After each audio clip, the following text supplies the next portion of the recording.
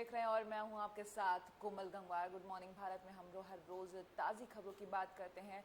भारत में जैसे कि जनता को चाय की चुस्कियों के साथ न्यूज़पेपर पढ़ने की आदत है, तो हम वही शुरुआत करते हैं। शुरुआत करेंगे दैनिक जागरण के साथ। तो दैनिक जागरण में पहले कोरोना मीटर से शुरुआत कर लेते हैं। कोरोना केसेस का आंकड़ा पता चलेगा, इससे दुनिया भर के आंकड़े पता चलेंगे, साथ ही साथ भारत में क्या स्थिति है। तो दुनिया भर के आंकड़ों की पहले बात कर लेते हैं। ये आंकड़ा 60,78,726 तक पहुंच चुका है। मौत के आंकड़ों की बात करें तो 3,67,994 लोगों की मौत हो चुकी है। दुनिया भर का आंकड़ा कितने लोग स्वस्थ हुए, हालांकि अभी कोई वैक्सीन सामने नहीं आया, इलाज सामने नहीं आया, लेकिन फिर भी ट्रायल चल रहे हैं। लोग जो स्वस्थ हुए हैं वो आंकड़ा है 26,90,399। ये आंकड़ा है स्वस्थ हुए लोगों का। अमेरिका की अभी बात कर लें तो अमेरिका में 17,97,949 लोगों की संक्रमण हो चुका है। और मौत के आंकड़ों की बात करें तो 1,04,000 लोगों की मौत भी हुई है अमेरिका में। 5,19,736 लोग स्वस्थ भी हुए हैं। भारत की अगर बात कर ली जाए, सिर्फ भारत में ये आंकड़ा काफ़ी तेज़ी से बढ़ा है, क्योंकि अगर पिछले 24 घंटों की बात कर ली जाए तो ये आंकड़ा 8,265 दैनिक जागरण के अनुसार है। और अगर टोटल आंकड़े की बात करें तो ये आंकड़ा 1,76,000 के पार जा चुका है। मौत के आंकड़ों की बात करें 5,100 यानी कि 5,100 लोगों की मौत हो चुकी है। भारत में 85,984 लोग स्वस्थ भी हुए हैं। तो कितने एक्टिव केसेस हैं 1,76,000 में? 85,708 लोग जो हैं संक्रमित हैं और ये केसेस एक्टिव हैं। तो अब खबरों की बात कर लेते हैं। तो खबर की बात करें तो 1 जून से 30 जून तक लॉकडाउन बढ़ा दिया गया है। इस बीच काफ़ी राहत दी गई है। बिना पास के आप एक राज्य से दूसरे राज्य में जा सकते हैं। मॉल खुलेंगे और धार्मिक स्थल खुलेंगे। कई तरह की जो छूट है वो दी गई है। साथ ही साथ 3 चरणों में लॉकडाउन हटाने की बात भी कही गई है। तो गृह मंत्रालय ने बीते दिन जो दिशा निर्देश जारी किए गए थे उसमें कई सारे नियम और शर्तें रखी हैं और ये भी बताया है कि 1 जून से 30 जून तक ये लॉकडाउन जारी रहेगा। इसी बीच 3 चरणों में लॉकडाउन हटाने की तैयारी की जा रही है। तो 8 जून से खुलेंगे मॉल, होटल और धर्मस्थल। आने वाली 8 तारीख से मॉल, होटल और धर्मस्थल खुल जाएंगे। कहीं आने जाने पर कोई भी प्रतिबंध नहीं होगा। घरेलू उड़ानों और रेल अन्य सार्वजनिक परिवहन को विस्तार दिया जाएगा। हालांकि घरेलू उड़ान शुरू हो चुकी हैं और इनको अब आगे विस्तार दिया जाएगा। जैसे कि पहले बात हो रही थी अंतर्राष्ट्रीय फ़्लाइट्स की, तो इंटरनेशनल फ़्लाइट्स की अगर बात की जाए तो वो आने वाले महीने में हो सकता है शुरू हो जाए, क्योंकि जिस तरीके से परिवहन मंत्री ने बात की थी बसेस और घरेलू उड़ानों की, तो ये घरेलू उड़ानें शुरू हो चुकी हैं और रेल यात्रा भी शुरू हो चुकी है। तो उसके बाद अब अंतर्राष्ट्रीय उड़ानों की बात करें वो भी जल्द ही शुरू हो जाएंगी।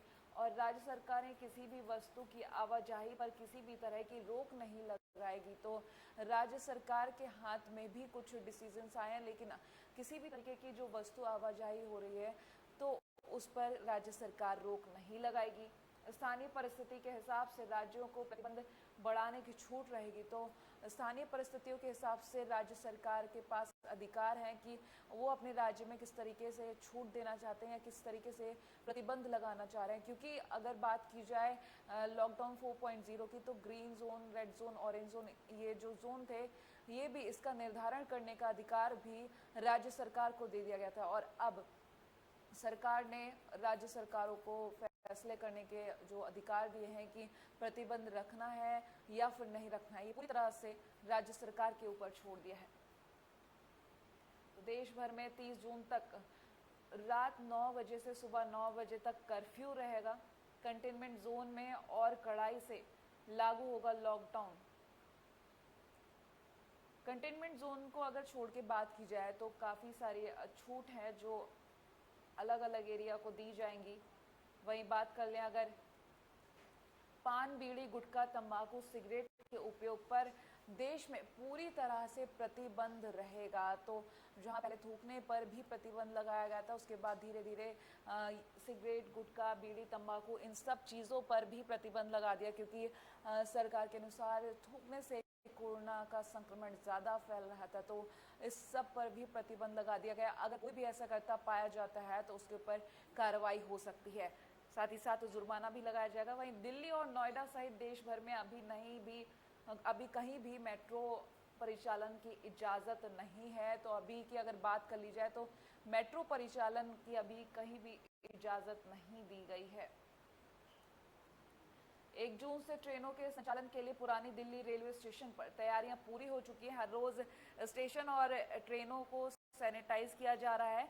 स्टेशन की कुर्सियों पर बैठने के लिए और शारीरिक दूरी बनाए रखने के लिए कुछ चिन्ह भी बनाए गए हैं, जिनको फॉलो करना अति आवश्यक होगा।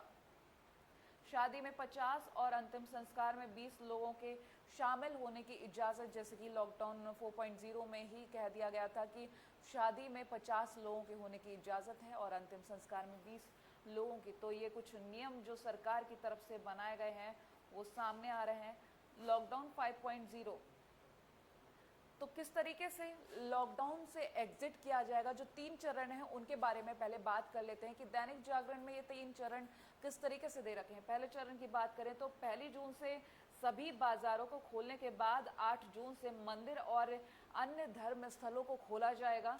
होटल, रेस्टोरेंट और शॉपिंग मॉल को भी संचालित किया जाएगा। तो ये अनुमति मिल चुकी है। पहला चरण जो कि 1 जून से शुरू हो जाएगा और उसके बाद 8 जून से मंदिर भी खोल दिए जाएंगे। हालांकि 1 जून से सभी बाजार खोले जाएंगे और 8 जून से सभी धर्मस्थल और मॉल खोल दिए जाएंगे। इस तरीके के 8 जून से जो मंदिर और धर्मस्थल खोले जाएंगे। उसके बाद जो दूसरा चरण है उसके बारे में बात कर लें तो राज्यों से विमर्श के बाद स्कूल, कॉलेज, कोचिंग सेंटर और अन्य शैक्षणिक संस्थानों को खोलने के बारे में जुलाई में निर्णय लिया जाएगा। बच्चों के परिवार और अन्य संबंधित लोगों की राय भी ली जाएगी। तो अगला चरण, अगर इस खबर के अनुसार हम माने तो अगला चरण जुलाई में हो सकता है, क्योंकि स्कूल, कॉलेजेस जुलाई में खोलने की बात की जा रही है। तो दूसरा चरण ये। तीसरे चरण की अगर बात की जाए तो परिस्थितियों को देखते हुए सरकार अंतर्राष्ट्रीय उड़ानों में मेट्रो, सिनेमा हॉल, जिम, बार आदि खोलने को लेकर सबसे अंत में निर्णय लेगी। इसी के आधार पर सामाजिक रणनीति, धार्मिक आयोजनों और अन्य खेल गतिविधियों पर भी फैसला होगा।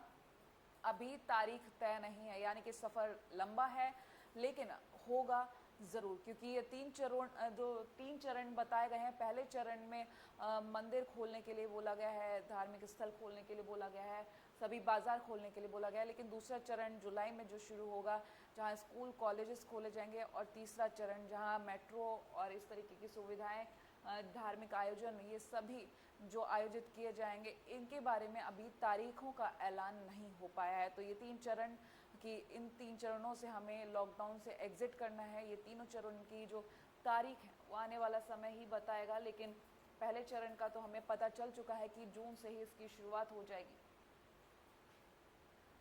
इस तरीके से लॉकडाउन से एग्जिट ज़रूर करेंगे, लेकिन हमें खुद को सुरक्षित रखने की आवश्यकता तब भी पड़ेगी। अब अगर बात कर लें अमर उजाला की, इसी खबर को अमर उजाला ने किस तरीके से प्रकाशित किया है अपने पेपर में, तो फ्रंट पेज पे सेकंड पेज जो सेकंड कॉलम है वहाँ पर बात करें तो 68 दिन बाद अनलॉक 1, चरणबद्ध तरीके से ढील देने की दिशा में बढ़े कदम। 3 चरणों में खुलेगा देश का ताला, 1 जून से कहीं भी आ जा सकेंगे। तो अगर हम अमर उजाला के अनुसार बात कर लें तो यहाँ पर 68 दिनों बाद अनलॉक 1, यानी कि देश को जो लॉक किया गया था वो पहले चरण में शुरुआत हो चुकी है देश को खोलने की। 8 जून से खुलेंगे धार्मिक स्थल, होटल, रेस्टोरेंट और शॉपिंग मॉल। तो यहाँ पर भी इस तरह हटेंगी 3 चरणों में जो पाबंदियाँ। आपको बता देते हैं 8 जून से धार्मिक स्थल, होटल, रेस्टोरेंट, शॉपिंग मॉल खुलेंगे। इसके लिए स्वास्थ्य मंत्रालय ने दिशा निर्देश जो है जारी कर दी है।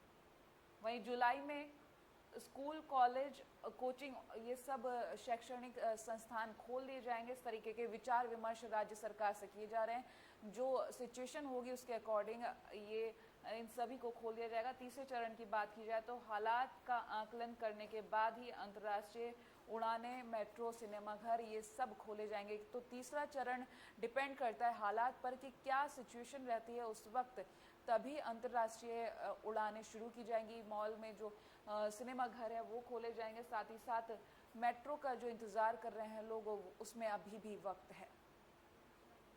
तो अमर उजाला में इस तरीके से ये खबर को जगह दी गई है। दूसरे कॉलम में रात्रिकालीन कर्फ्यू रहेगा सुबह 5 बजे तक, यानी कि रात 9 बजे से ये कर्फ्यू शुरू होगा। सुबह 5 बजे तक पाबंदियां सिर्फ कंटेनमेंट जोन में ही है, यानी कि जहां पर कोरोना केसेस सबसे ज़्यादा और एक्टिव हैं वहां पर सबसे ज़्यादा पाबंदियां हैं। चेहरा ढकना, सोशल डिस्टेंसिंग अनिवार्य है हर जगह पर, चाहे वो कंटेनमेंट जोन हो, रेड जोन हो, ऑरेंज जोन हो या ग्रीन जोन हो, हर जगह पर मास्क पहनना और सोशल डिस्टेंसिंग बहुत ज़रूरी है, क्योंकि यही एक अभी तरीका है जिससे हम खुद को कोरोना से बचा सकते हैं।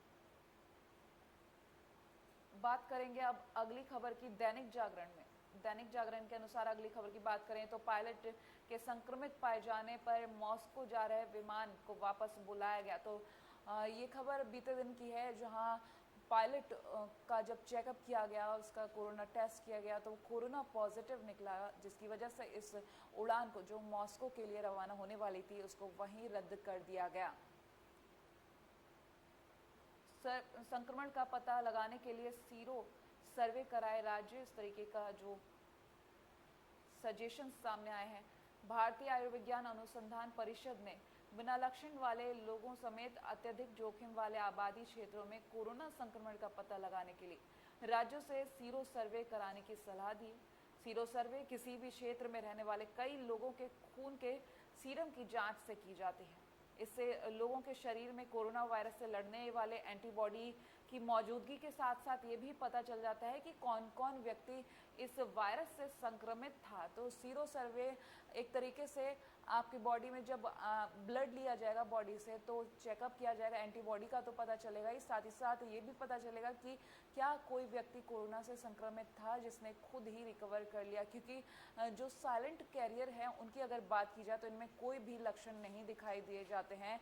ये लोग खुद रिकवर तो हो जाते हैं लेकिन इनसे संक्रमण दूसरों को फैल जाता है। तो सीरो सर्वे वही तरीका है जिससे पता चल सकेगा कि कोई व्यक्ति क्या कोरोना से संक्रमित होकर खुद ब खुद ठीक हो गया है, और ठीक हो गया है तो उससे एंटीबॉडी का भी पता चलेगा। बात करेंगे अब अगले पेज की, तो दिल्ली सरकार की बात कर लें। सीएम अरविंद केजरीवाल ने हमारी सरकार कोरोना से 4 कदम आगे, जहां दिल्ली में लगातार केसेस बढ़ते जा रहे हैं वहीं सीएम अरविंद केजरीवाल ने एक आश्वासन दिया है कि हमारी सरकार कोरोना से 4 कदम आगे है, हम पूरी तरह से तैयार हो चुके हैं कोरोना से लड़ने के लिए। सीएम अरविंद केजरीवाल ने बोला है कि मरीजों की बढ़ती संख्या चिंता का विषय जरूर, लेकिन घबराने की बात नहीं। बता दें बीते दिन जब उन्होंने अपनी प्रेस कॉन्फ्रेंस की थी उसमें साफ कहा था कि हमने तैयारी कर ली है और अधिकतम बेड तैयार किए हैं ताकि मरीजों को किसी तरीके की कोई परेशानी ना हो। इलाज की पूरी तैयारी हो चुकी है ताकि मौत के आंकड़े दिल्ली में तो ना ही बढ़े। वहीं अब अगली खबर की अगर बात की जाए तो सभी सीमाओं पर ट्रैफिक का भारी दबाव, जाम से लोग परेशान। जहां एक तरफ लॉकडाउन 1 और 2 की बात की जाए तो वहां पर जाम का नामो निशान नहीं देखा गया था। अब उसी रोड पर इतना बड़ा जाम देखने को मिला है। जिस तरीके से धीरे धीरे काम शुरू हो रहा है, आवाजाही शुरू हो रही है, ट्रैफिक जाम भी बढ़ता हुआ दिख रहा है, तो लोगों को परेशानी भी हो रही है क्योंकि जिस तरीके से तापमान बढ़ता हुआ नज़र आ रहा है। हालांकि मौसम विभाग की तरफ से जो सुझाव दिए गए थे वो लोग मान तो ज़रूर रहे हैं, लेकिन अब लोगों को जाम की वजह से कई परेशानियों का सामना करना पड़ रहा है।